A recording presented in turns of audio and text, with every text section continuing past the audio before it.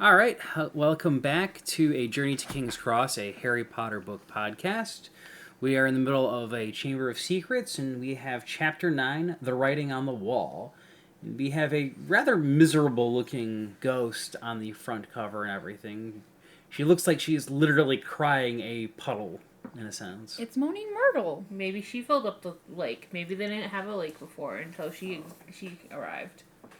50 years of crying will do that. Oh, God. I feel really bad for her, to be honest.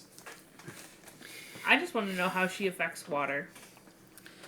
Yeah, she Same. basically dived into the toilet and displaced water. And Right. I'm like... And she gets flushed down the toilet later in the book.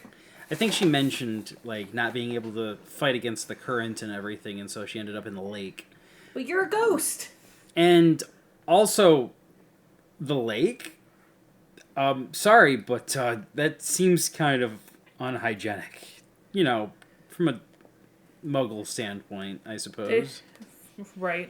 There's probably a magical filtration system, or else I don't think any of the merfolk would stand that. Considering how most species in the magical world get dunked on a regular basis, I wouldn't exactly say it's outside of the realm of possibility that they basically just have to suffer. Right. But we start off this chapter with Filch revealing that he is a squib. And No doubt about it, folks. He's magicless. I do feel kind of bad, but I do love that Harry just like, I don't know what that means. Why are you using words that I don't understand? Stop using big words! right. You would think after being in the Wizarding Society for about 2 years now, he may have picked up on some of this stuff, but I guess that's not a word that's thrown around frequently enough to really, like, be brought up in regular conversation. Well, Ron does say that they are... Squib's probably impolite. Yeah, but Ron also did say that they're very rare. Like, you're probably more likely to get a muggle-born witch or wizard than you are to get a squib from a wizarding family. Fair. We do have the most useful Lockhart's been in the whole series, offering his office for use. It's probably about the most useful he's been. Yep. How many friggin' gold right there? Also, Snape man, ready to throw Harry under the bus, and for what? He doesn't Like- want to lose the Quidditch games, I guess. But also, like, deceptive, because the first... If you come into reading this without any backstory or knowledge about Harry Potter universe, hearing Snape go, well, I think we need to hear Potter's side of the story. You're like, okay, so we went from hating Harry to now we're going to be on Harry's side, and then it's, aha! Why weren't you at the feast? He's Oh, you weren't hungry, huh? As Ron's stomach betrays him immediately. That's not fair. Ron's always hungry. I mean, to be fair, he could have been like, well, we were thinking about it, but we kind of heard that it was finishing up, so, you know. We took too long for the ghost parade, I guess. So, I had an epiphany while we were reading this chapter. While Dumbledore is examining Mrs. Norris. And later it says that he's not able to unpetrify her. He either A, wasn't really trying, or B, Rowling hadn't thought of the Elder Wand yet. Because there's no reason that he shouldn't have been able to unpetrify her using the Elder Wand. Okay. So, thought. There isn't a spell that's capable of doing that. Ergo, he can't magically create a spell in order to perform an unpetrification. There are unpetrification spells, though. Yeah, but they're related to counter curses to other spells in nature. Like undoing the leg lock or the full body bind or anything along those lines. It's not, we're getting rid of petrification, you know, that's not induced by a spell. But it is a curse of sorts, because technically you shouldn't be able to be petrified. Theoretically, petrification by basilisk would not have been recorded, because most people just die. You might be right, but it's still not a spell. So there's no countering. Like, it's a magical effect, and it's not even the intended magical effect. Fair, but like Harry was able to fix his wand. But there is a spell that repairs broken things. There's a spell to unpetrify things. But that's not how that spell works. It's a counter to another spell. But it's a counter to several spells. I still think that he could have. I think that if it should have unpetrified her. Obviously, for the plot, it would be too easy if Dumbledore could just unpetrify somebody. But I think maybe J.K. Rowling hadn't thought of the Elder Wand yet. Because, or you're right, yeah, in the world, it's like, okay, yeah, it wouldn't work on this kind of thing. But why would a simple potion that undoes petrification work better than a spell? Because it's a liquid, and it will seep into every part of the body that it's supposed to. How do you get inside the body if their mouth's shut when they're petrified? Who said it had to go through the mouth? That's fucked up, man. Needle and syringe. I was thinking the nose. Where were you thinking? I don't think that... Then it would get in their lungs, and then it wouldn't get into the rest of their body. Well, their whole body needs petrified to some degree, so it needs to get there eventually if they want to breathe when they wake back up. Also doesn't say how much of the potion they need, so it could be like a drop placed on the eyeball or something. I mean, it just gets everywhere because it's magic. I'm just saying that a spell, if she had already thought of the Elder Wand, I think Dumbledore wasn't trying. Honestly, the Elder Wand, in retrospect, probably does raise some questions on what Dumbledore can and can't do. But I also don't entirely believe the hype around the Elder Wand. I think it's a very powerful wand that's capable of doing things other wands can't. But I'm pretty confident there's got to be some limitations to it, or else Dumbledore could have killed off Voldemort regardless of whether or not he had the Horcruxes. Right. Because it's like, no, screw you. I've got an unbeatable wand. You could die now, and there's nothing you can do about it, so screw you. Yeah, but Voldemort never faced Dumbledore head on. He always ran away. Well, technically, we don't really until the know. fifth book. Yeah, well, yeah. What the heck? Elder Wand is a stupid concept. Even if you say that it's only useful in combat situations. Think about it, though. The cloak has been screwed over by the Marauder's map, and Moody's eye is capable of seeing through it as well in Book 4, and it's not even Moody himself. It's a faker using his eyeball. Wait, has the cloak been screwed over by the Marauder's map in the books? Because in Book 3, that is how Lupin spotted them, and how he got dragged out, because he realized there was a fourth person in their group when they came back under the cloak. I thought they weren't wearing the cloak the whole time. He could have spotted them when they weren't wearing the cloak. He explicitly stated they were under the cloak when they left Hagrid's place, and when they came back, there were 4 people with them. There was an extra person. So that means when all of them were under there, including Peter Pettigrew, the map still showed them on the map. We'll revisit this in Book 3. I'm not saying you're wrong. I just would like to revisit this in Book 3.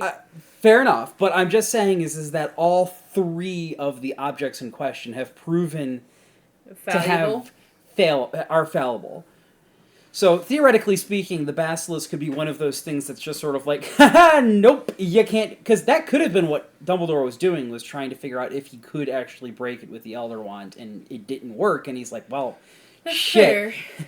That could explain why he's so confident that Harry couldn't have done this, because he's just sort of like, what? A second year is capable of putting a spell on a freaking cat so powerful the Elder Wand can't beat it? Bullshit. Yeah. It ain't picking him. To be fair, though, we never have confirmation that Dumbledore actually tried to unpetrify Mrs. Norris. He just confirmed that she was not dead and that she was petrified instead. I mean, fair, but it would be kind of a dick move to not let the kids continue on with their, like, you know what I mean? Like, Colin, it'd be like, well, I said I can't do it, so I guess poor Colin basically is out his first year of wizarding, you know, education and stuff because I need to commit to the bit, apparently, of not being able to cure this with a wand. Would that be unusual for Dumbledore? No. I mean... It's now a trial for Harry. God damn any kid who needs education. He literally cancels exams at the end of the year. Dumbledore does not care about anybody's education except for Harry's. Did Harry get petrified? No? Okay, continuing on. Flips through his magazine. I would like to think he's a slightly better person than that. Oh, Jeez. sorry, I can't do that today. I'm getting my hair permed. My bad. Straightened. Okay, you know what? With all of this Dumbledore blasphemy and stuff, you're telling me that there isn't mandrakes constantly in circulation, and that the freaking the potion that would could unpetrify wouldn't be something you could just buy at a store or something? Well, you can't buy yourself mandrakes at after they've matured and harvested. You're telling me we've got a market for unicorn hair and venom from the spider and everything. And you're telling me dragon eggs. Yeah, and the school is incapable of affording getting. Maybe they have to be fresh. They have to be used right away. Well, I doubt that Hogwarts is the only location that these animals exist. You could just go out and find a fully adult one to take. Maybe they're not always fully adult. Maybe they grow in plant cycles and they die constantly. And so basically, mandrakes are like every other vegetable. You can only get them while they're in season. Oh God, that's very possible. That would be annoying, and I think Legacy technically disproves that. But that's video game logic, and I don't count that. Could you imagine having mandrakes follow plant seasons? They just go out of season, and some dumb bitch, gets themselves petrified. Now they gotta wait a whole fucking year to get unpetrified. Oh, God. Well, hopefully they know somebody who knows how to... Could you imagine getting petrified and then not being rediscovered for, 20, 40 years or something along those lines? Like Rip Van Winkling this shit? Still die. Well... I mean, when I think of petrification, I think you're, stasis locked in. Fair, but we have no idea. So does that mean Hermione's technically a year younger than everybody else now? Well, she was at the very end of it, so maybe, only a couple months. Oh, yeah. Colin Creevey, on the other hand, he lost, a whole year. Yeah, pretty much. Or do you rapidly age as soon as you're unpetrified? Oh, God, that'd be annoying. Not only do you lose 20 years of your life, you lose 20 years of your lifespan, too, on top of it. Well, and you lose your youth. Well, ooh, yeah. The growth spurt on Colin. Oof. Ooh, rough. That's gonna be pain. He's got panosteitis. But anyway. Growing pains. In dogs. Oh, that'd be fun. So, at least his friends are on his side. He's like, oh yeah, hearing voices, not great, but we got you, bro. Yeah, we totally believe you're not crazy. It's totally okay. I have to admit, Ron's way of handling this could use a little bit more tact, in my personal opinion. But, He's 12. He doesn't know how to control his facial expressions yet. Or apparently lie to his friend very effectively. Also, I find it... So, Ron mentions, oh, I kind of maybe heard about a secret chamber at Hogwarts. One might have been Bill. I doubt it's the same secret chamber. Could have been any room. Could have been the room of requirement for all I know. I bet you it's one of the secret passages into Hogsmeade that Fred and George and he overheard them talking about it. That maybe Fred and George were talking to Bill or Charlie about it. To be honest, the idea of the Chamber of Secrets seems like a really fascinating thing that the kids would talk about in hushed whispers to try and scare each other. Or be that's the there'd be a club about it. There would club to find the Chamber of Secrets. They would have had it found in a year. What if there was a club? Oh, okay. They think they would have found it, but technically you absolutely, they were actually right. That in the class when they're maybe you have to be related to Slytherin to find it. You did actually have to be related to Slytherin or have parcel tongue to find it. Because you had to talk to a snake to open the faucet. But, let me see. Because I feel Also, man, this is the most useful Professor Binns has ever been. Yep.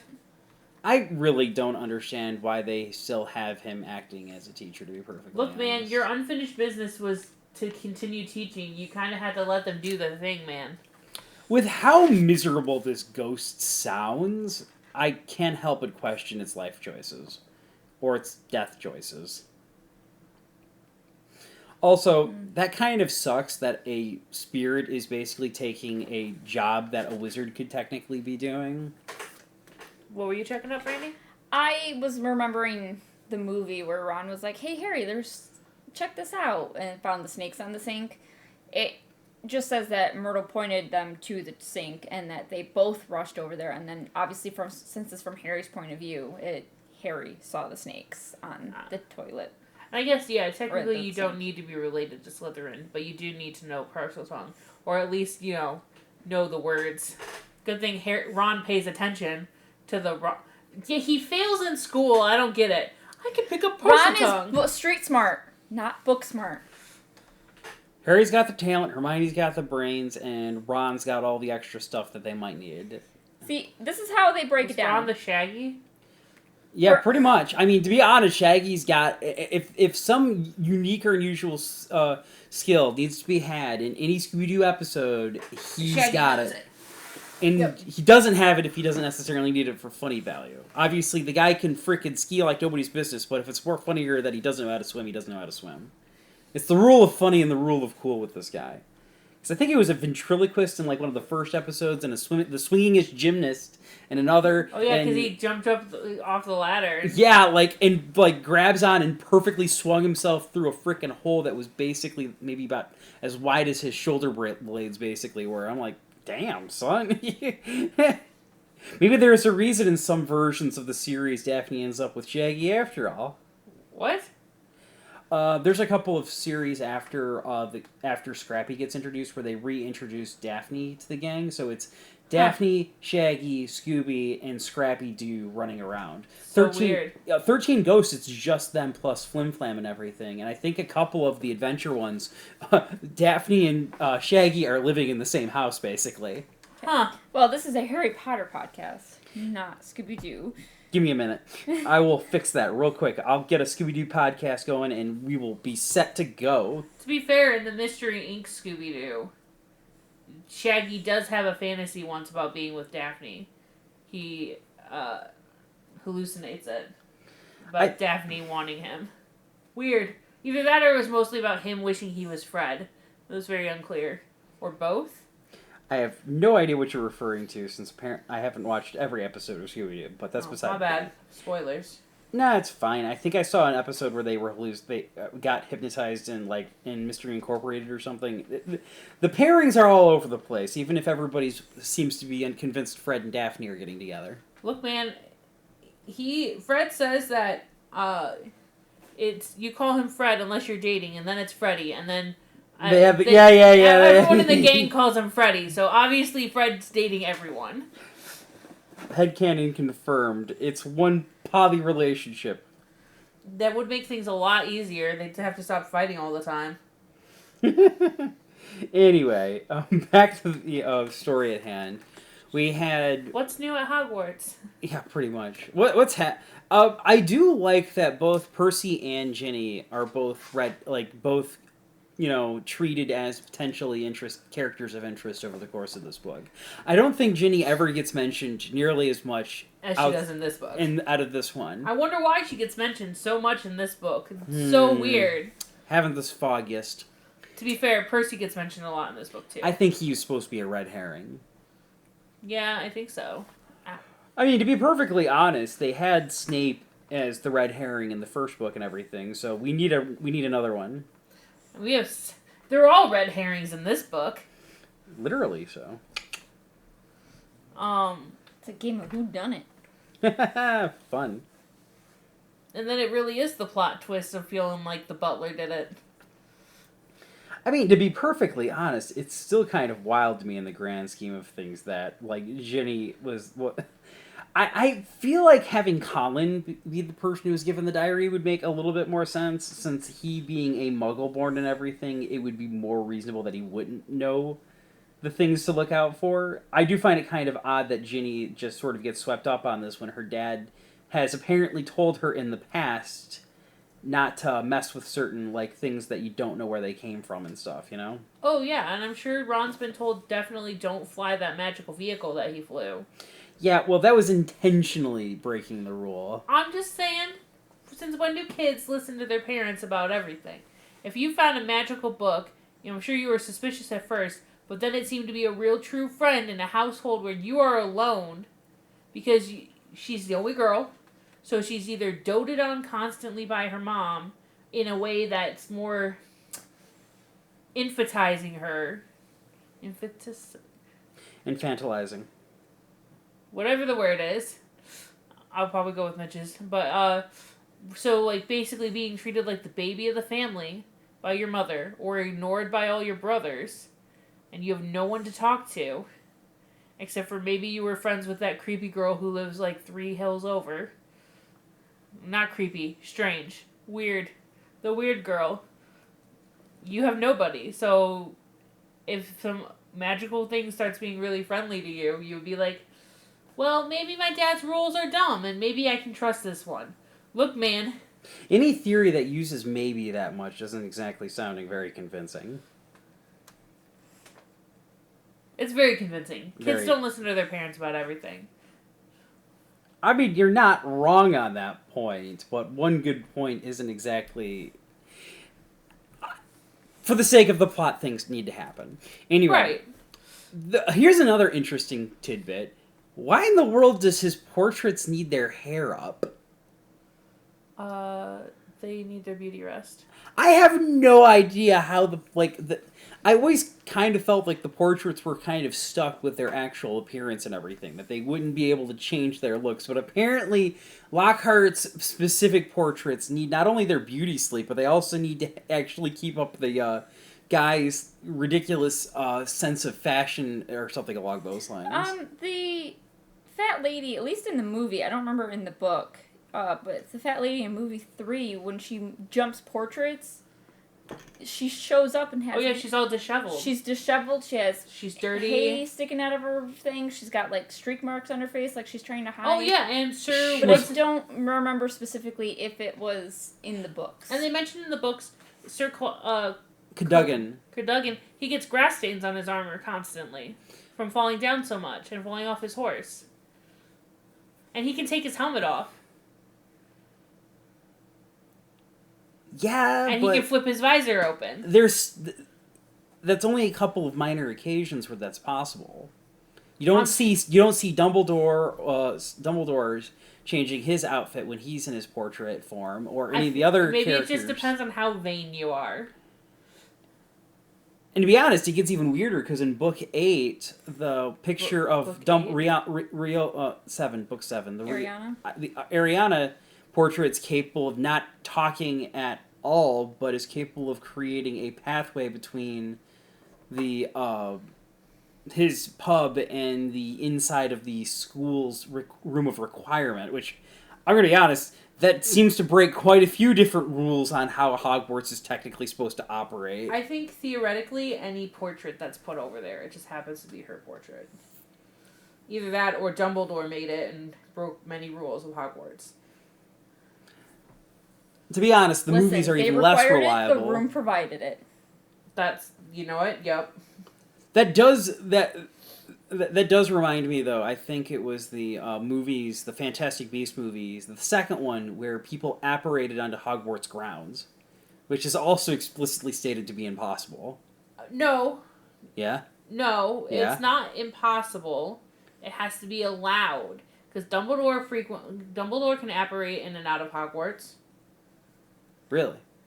Book 6. Yeah. He and Harry apparate out of Hogwarts. They did it at the tower. To go on their field trips. I thought they used brooms. No. They did one time, but once Harry started learning how to apparate, Dumbledore took him along. Yeah, but they used brooms to get back to Hogwarts. Nope, they apparated back after Dumbledore drank all the potion. But they had to use the brooms to get to Hogwarts, because they apparated away, but they got to Hogsmeade instead. That's where they got the brooms after the event. Well, it's because they couldn't. They can apparate. They've apparated out of Hogwarts. It has to be allowed by the headmaster. I think. Then I know he didn't do it in book 5 because they do it in the movie, but they don't do it in the book where he knocks everybody out and then leaves that way. Because he didn't just do the Phoenix thing and everything. Hermione explicitly states that it is against the rules and everything, and yet the rule on that still doesn't make a whole lot of sense. What I'm just saying is his internal consistency of the series is screwy. Hi, welcome to Harry Potter. Oh man, is there anything else we can talk about though in terms of like what happened in this chapter? Because we had the moment with we talked about Myrtle, but there really isn't much more to add because Harry kind of just sort of like tries to figure out what's going on. He's basically just in the beginning stages of putting pieces together. We have the Ron's a ride or die even if he thinks you're crazy sort of person, which I don't know if that's a good thing or a bad thing in terms of your friends. We have the rumor that starts going around about Harry being the heir of Slytherin. That was quick. Justin Finch. Everybody found out about him defeating, Quirrell really fast too. He was out for less than a day. Naturally, the whole school knows. Yeah. But so rumors fly fast. It's wild to me that the school, knowing Harry went out of his way to go up against Voldemort and everything, and then next is like, oh, he's clearly doing something evil or something. So it's like, wow, Hogwarts is really freaking fickle when it comes to people's support. That's for damn sure. Yeah. Aha. By the way, I have confirmation of a quote. Is that because they mention in a post I found specifically, the apparition instructor from Book 6 mentions Dumbledore has removed the restriction of apparition within the Great Hall, so he can allow individuals to apparate in and out of Hogwarts. It's BS. Rule. Well, obviously. Also, this goes to prove one other little detail. When we argue back and forth, this is the only time you actually directly went and researched it and stuff, so I'm beginning to suspect that you do think that I am right on other occasions. You just only choose to go after the ones you specifically know you can prove. Well, obviously. Why would I go and try and prove something? That's not true. I have looked up things before that proved I was wrong. I only remember my losses, apparently, never my victories. Which is silly. What can I say? I'm more concerned with my failures than my successes, I suppose, in the grand scheme of things. Whether or not that's necessarily sounds like good you just thought process. don't like it when I'm right. No, I see how it is. I guess I'm sick and tired of arguing in circles and stuff and not winning or losing at all. That's the more frustrating part. I mean, we both sit there and we just sort of like, we have reached an impasse. And they wonder why I sit here silently, because they are their own entertainment. Now we're all of your entertainment. Theoretically, we hope. This is why I brought you in anyway. I knew I was getting myself into trouble when I invited you into this idea and everything. So I've got no one to blame but myself at the end of the day. Yeah, but let's be real. Just Brandy alone wouldn't provide enough entertainment for you. It would be just you talking. And she'd nod along. Going, uh-huh. Yeah, and she'd probably add a detail or two if she was feeling particularly interested. And now when I'm here, we drag her into it. Kicking and screaming, no doubt. Yep. Although right now she's just petting a cat. I mean, I can't being a little sleut for attention. I mean, to be fair, she was like disinterested to the nth degree earlier, so that's cats for you. Okay, so we suspected Harry. We have the Squib thing. Polyjuice Potion is mentioned. Why does Snape have to mention the specific book that it can be found in, and that it can be found in the restricted section? Also, why is it in the restricted section of the library? You would think that if that's potion that they would not want the students doing, they would only have the theory of it. And, maybe... Not the exact recipe. Or, maybe just have... It contains lacewing flies, the hair of your person, and whatever else ingredients. But not, 6 step-by-step instructions. Yeah. And the exact components and number of ingredients. Or the fact that, yes, your your plant has to be picked by the light of the moon.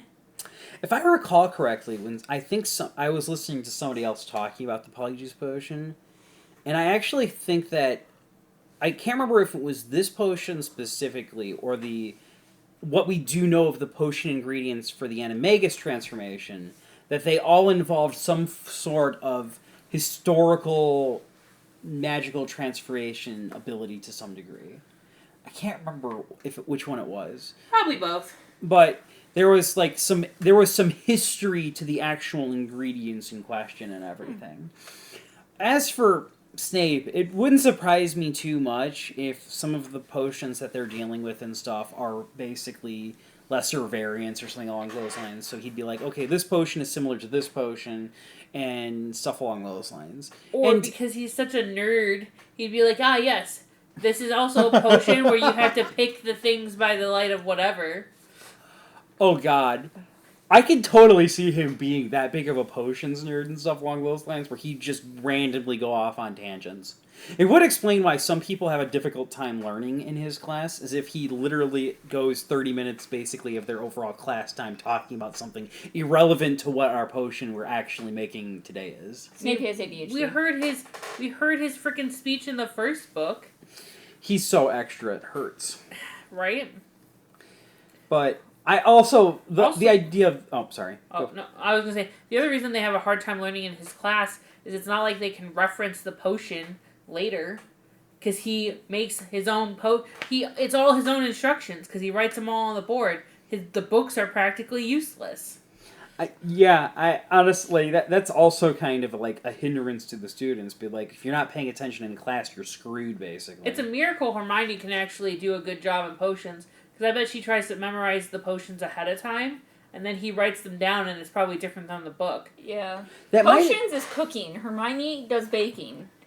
You know, the funny thing is I would say that potions are baking. Hermione... They have to be exact. Hermione went on record, I think, in like the book 6 or something, where she actually praises Snape's potion-making ability and explicitly states, Harry, if you were paying attention, you would know a lot of this stuff already that's in the book that is technically Professor Snape's old school book, basically. You think and she would have right caught there, the Half-Blood Prince's book tells me that potion making is cooking.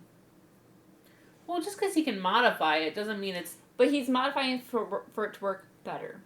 Yeah, that was the wild thing. That's cooking. Because Harry, with his instructions, beat out Hermione. I disagree. In terms of his potions ability. I would argue that, for example, Nestle Toll House chocolate chip cookies are a good recipe. However, you can modify them to be better. Taking their base recipe and modifying it a little bit. Adding a little less flour or more sugar or whatever. But I can also see it being cooking. Sorry, I was yawning at the time. The only reason I disagree is because cooking, you don't have to actually measure shit. You just add different ingredients. That is fair. You don't measure shit in cooking. You feel that with... The only thing you don't measure in baking is vanilla. You measure that shit with your soul. Like garlic. The whole bottle. Unless you're using real vanilla. Then you don't need that much. I did find somebody had a really funny idea, is that potions is entirely based off of whether or not you think it'll actually work. And so if Snape has enough faith that his ways are better, it actually just magically makes them better. Huh. I saw, like, I don't know, this is not something I believe, but the idea amused me enough, is there was a fan fiction where Harry was sitting next to Neville and everything, and he's like looking at this, is like, this seems random, and he's just sort of like, you know what, Neville, just put whatever the heck you want in, I'm going to will it to work, and it does. That would, I think that theory has at least a bit of truth to it, because that would also explain how Neville fucked up so many easy potions. Because he's constantly thinking that it's not going to work. While I appreciate the theory, I do have to disagree with it on one point. In book 6, Harry's like, I don't know if this is gonna work, but okay. For the Half-Blood Prince's suggestion. That's true. Until later when he's like, they do work.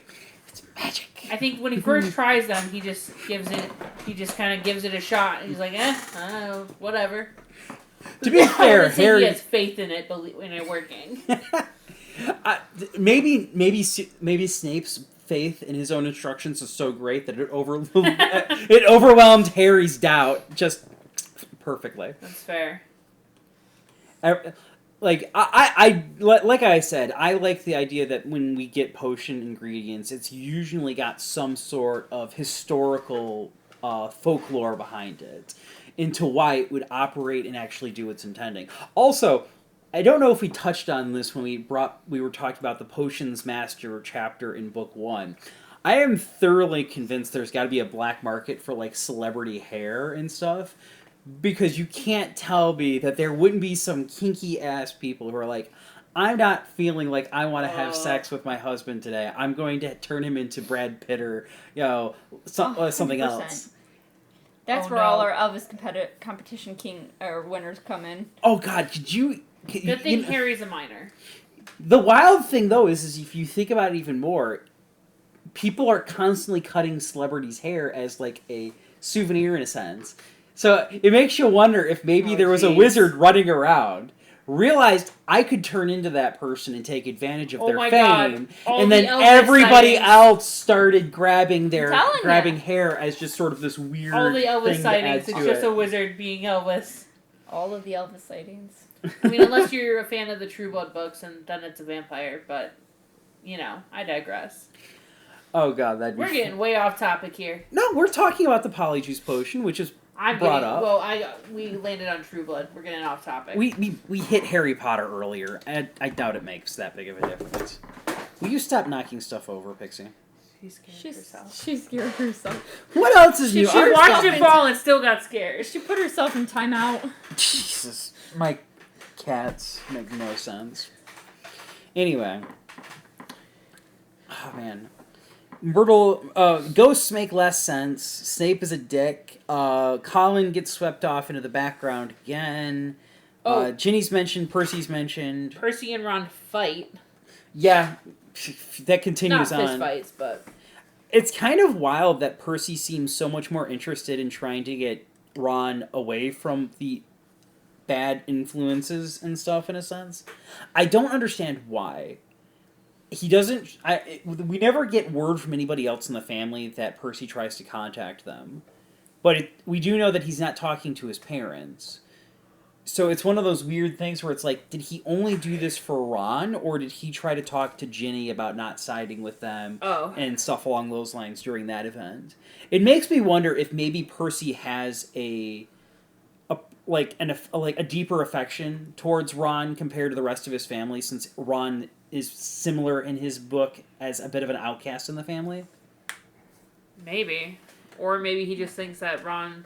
He knows that Ginny's stubborn as fuck, and Ron could be easily influenced. And he's never going to bother with the twins, because they don't even... They never listen to him. Why would they start now? I mean, it's like Ron's never listened to Percy. I know, but that's kind of why I was wondering. Like, there's no way to verify this. I'm literally like sitting down and trying to figure out what is, what his motivation behind this is. Yeah. Is this something he did for all of the other family members in the family, or was it because there is something deeper in his mind with Ron?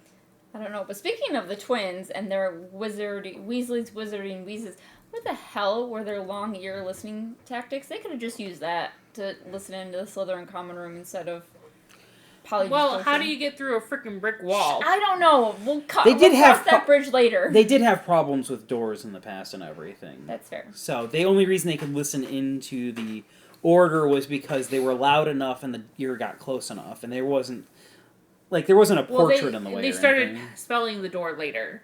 Oh yeah. They could at first, but then they started spelling the door because the twins. I don't know how they got caught, though, to be honest. Did, somebody walk out Moms have eyes in the back of their heads. You say that, but we both know our kids get away with shit that they shouldn't. Yeah, but I feel like... Molly has eyes in the back of her head. I feel like if you're gonna raise the twins, they're probably they've been troublemakers since they've been 5. At least. You start getting a intuition. They turned Ron's teddy bear into a spider. And keep an eye on He was 3, so they were 5. So they also tried to get Ron to agree to... That's impressive magic for a 5-year-old. Yeah. Because it wasn't one of those accidental kind of things. It was obviously intentional. God. Because it was revenge. That's wild to me. Like, this is starting to make me wonder just how powerful the twins are as actual Excessively wizards. powerful. That's a good thing. Their greatest desire was to make people laugh, because I do not want to imagine what would have happened if they had the ambition of Percy behind their clear talent. I mean, they made fireworks that even a charms professor had problems getting rid of. They eventually did. Yeah, eventually. But, yeah, you're not necessary. My thought process, they were making things themselves, so there's going to be a little bit of learning curve to deal with it. Like, it's like the teachers are dealing with a constant upgrade of new pranks and tricks and stuff over the years, and because the kids are always going to try and find a way around it, so you would have to constantly... Maybe that's why the teachers are so good in the wizarding world, is because they're constantly dealing with updates to They're things always learning. They're always learning, whereas other wizarding adults would just... They'd finish their education and just coast off of what they've learned. This is why, in a lot of fields, we have continuing education. I mean, fair. But anyway, back to this book. We're falling off again. We're jumping off other books. I mean, we're just trying to see if we have anything left. We're not derailing, we're just changing tracks. It is getting late. We're 40 minutes in, it's already past 9 o'clock, and it's Halloween, baby! The dad tax is back in effect. By the time you guys are listening to this, it's probably Mom like New Year's. Mom tax! Aunt tax applied too. You already got your payment, and you even took some of my candy without a costume on. I have a costume on. I'm a werewolf. Sorry that it wasn't a full moon tonight. My bad. You can't see it, but you should see the smile on her face. She knows she's BSing her way through this. I'm just saying, any other night of the month, a werewolf looks like anybody else. Professor Lupin would not appreciate this discrimination. Professor Lupin was walking around. He could go around in his Hogwarts robes, and he'd fit in better into the Halloween spirit than you currently do. He wouldn't do that because that's exposing wizard kind. However, 100% Whoa! 100% Voldemort died on a Halloween night, and by Harry's quote-unquote hand, and how many wizards were out and about in their robes exposing wizard kind? Well, they're stupid. And so spending how many however, hours I in the can birthday? absolutely bet that James and Sirius Black would go trick-or-treating in their Hogwarts uniforms. Fuck yes, they would. Because they would not give a shit. They probably wouldn't bother even dressing up. But, according to the actual lore in Harry Potter, the time around Halloween, the restriction on outfits is actually lessened. So, because Muggles wouldn't notice as much. Yeah. It would actually make more sense if you're going to see people in robes and shit. Yeah, exactly. Yeah, that makes sense. So, technically speaking, Lupin would be just fine walking around in his Hogwarts best. Well, as long as it's not a full moon. I mean, yeah, that'd be a problem. That's a problem if he's been taking his potion, he could still technically wander around unhindering anybody. That's a debate we're going to come up in the next book, because I have so many questions about the Wolfsbane potion. To be honest, we've had this. You've listened to that podcast I was listening to and everything. I know. Where that came off. To it right now. We're saving that for later. All I have to say is the movie did not accurately portray a werewolf in the Harry Potter universe, because I'm sorry, I would immediately know the difference between a wolf and a werewolf. My bad. Was it... Did they describe him differently in the books? In the books, they have a specific... They have a paper describing the differences between the two. A wolf and a werewolf. I'm sorry, but if a werewolf... If I saw a creature like the werewolf that Lupin turns into... In the movie? In real life, I'd be like... That's a skinwalker. That's for sure. That's a cryptid. That's not a wolf. That's not a wolf. That's if I need to be described what the difference is in order to know the difference, then there's enough similarities that's the problem. Yeah, Hermione. I mean, when they describe some of the similarities, it's like the tufts on the tail or on the ears. It's very subtle. I'm sorry. differences. But I'm sorry if you notice any of Movie those. werewolf did not have a tail. I don't think so. No. It didn't. Oh yeah. Yeah. To be honest, when they made that, I get the distinct impression they were taking inspiration from like the Universal werewolf They movies did Probably. great. and the They older did stuff. great. I like as far as That werewolves looked go. painful. So it looked amazing to watch, like Yeah. as a movie. But also I don't think not a Lupe wolf. would appreciate that comment. Look, man, if I'm not going puppy, then it's not scary enough. It's not what I want. To be fair, though, real life wolves are freaking huge. And I would still go puppy. I want to pet a wolf. I would. for real. I'm gonna put Same. that if that Same. actually happens. I'm going to, in something that If I happens. get killed by a wolf, She died as she lived. Puppy at your funeral. I Absolutely. swear. If you do not- No, if I die by a wolf, you can put on my headstone. Died doing what she loved, petting dogs. yeah, A wolf is a dog. a wolf is a big. There has It's to the be some puppers. sort of place we could go to when we're older. I think I've heard of some. I just gotta. I don't know. I will have to where say they- this though. I would not be able to hold I you am back. firmly as soon as we against- showed up, she's gonna just gone. Firmly against what? Designer dog breeds, because I'm sorry, a pug is the most unhealthy I've ever seen a wolf. Don't What? get me started. Oh, okay. We're gonna cut this here. Let's wrap this up so that I way. will anger so many people. Don't get me started. And to be perfectly honest, I have unpopular dog opinions as well. I think we should reverse them all to look back and be wolves again. Yes. You know what? We should be Considering I have- making them bigger. We should have dire wolves that act like Yes. conjures. Yeah. But is it dire? Not dire enough. It needs- I was literally gonna say, consider to have a quote unquote wolf sleeping on my floor. It's an Akita, an American Akita. He's a he just shuffled in his sleep. Aw. He's sleeping. He's a baby. No, he's not. He's Oh. awake. Oh, Big stretching. Somebody actually said that's not a puppy, and I looked back at him on Halloween. I was like, "Yes, it is. There's a big puppy. Boy's a puppy."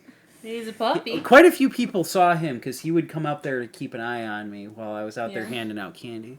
And a couple All of dogs are puppies, and all cats are kittens. Kitty. Kitties, unless they're assholes, and then they're a BADDOG or a BADCAT.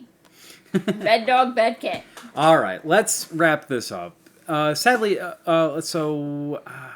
Kimmy, do you want to plug first? I feel like no. Brandy can go first.